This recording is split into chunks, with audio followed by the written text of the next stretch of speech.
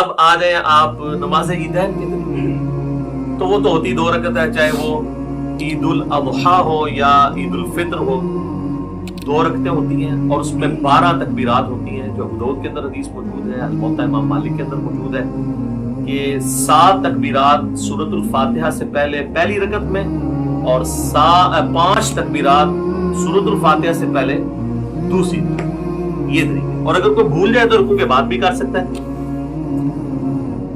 اس میں طریقہ یہی ہے کہ اللہ اکبر کہہ کے آپ نماز شروع کریں گے۔ اگر آپ نے وضع الیدین کیا ہے تو آپ جب تکبیرات کہیں گے اللہ اکبر تو دوبارہ ہاتھ باندھیں۔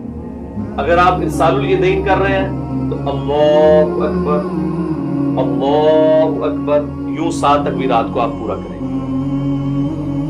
اور اس کے بعد یعنی ثنا پڑھنے کے بعد 7 تکبیرات، پھر اعوذ باللہ بسم اللہ پڑھ کے امام نے سورۃ الفاتحہ پڑھنی ہے، آپ نے سننی ہے۔ اور دوسری رکعت میں امام جب سورۃ الفاتحہ شروع کرنے لگے گا اس سے پہلے وہ تکبیرات کہتے ہیں۔ اگر کوئی پہلے میں بھول گیا ہوا ہے تو دوسرے میں 12 پوری کر لے، یعنی یہ زائد تکبیرات ہی ہیں، سنت افضل عمل ہے۔ تو عید کی نماز کے اندر یہ ایک مین چیز ہے۔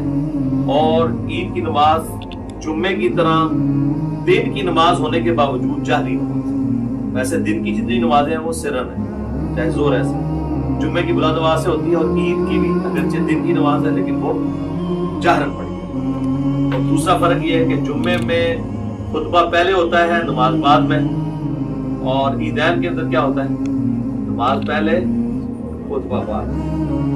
باقی وہ آل امیہ نے پہلے شروع کروا دیا تھا، تو بعد میں حضرت علی کے اوپر وہ لانتے کرتے تھے، تو ظاہر سامنے تو صحابہ بیٹھے تھے۔ یار میں نے بتایا ہے کہ اگر ارسال الیدین کر رہے ہیں تو ارسال الیدین کریں گے، اگر وضع الیدین کرنا ہے چھوڑنا نہیں ہے، حنفی چھوڑتے ہیں مجھے پتا ہے، ہاں وہ میں نے کلیئر کر دیا کیا کرنا ہے، اس لیے تو اس کو مزید کلیئر کر دیا۔ عید کی نماز کے اندر ہمارے حنفی بھائیوں کے اندر یہ چیز موجود ہے کہ وہ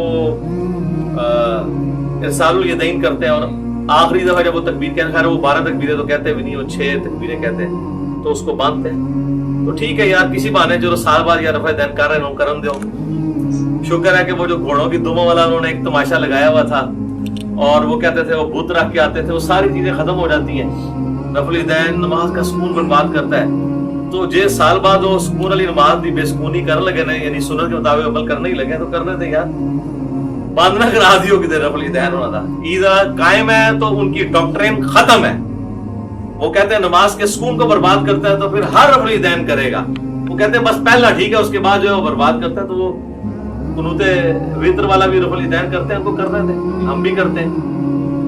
تو میں بتا رہا تھا کہ عید کی نماز کا جو پہلا خطبہ ہے انہوں نے شروع اس لیے کرایا کہ بعد میں تو یہ بھیجتے تھے لانتے، تو لوگ بھیجتے تھے ان کے اوپر لانتے، ٹھیک ہے۔ اور میں نے یہ بخاری مسلم سے ثابت کی ہے یہ کیا سلسلہ شروع ہوا۔ تو کربلا ہر جگہ آئے گی، یہ آپ نے یاد رکھنا ہے، کربلا سے آپ کی جان نہیں چھوٹنی، ٹھیک ہے۔ تو یہ ہو گیا جناب عیدین کا طریقہ، دونوں عید کی نمازوں کا یہی طریقہ ہے۔ اور نیت سب کے لیے وہی ہے، ذہن میں حاضر کرنی ہے۔ لوگ عید والے دن نیت یاد کرا رہے ہوتے ہیں کہ جناب یاد کر لو ہے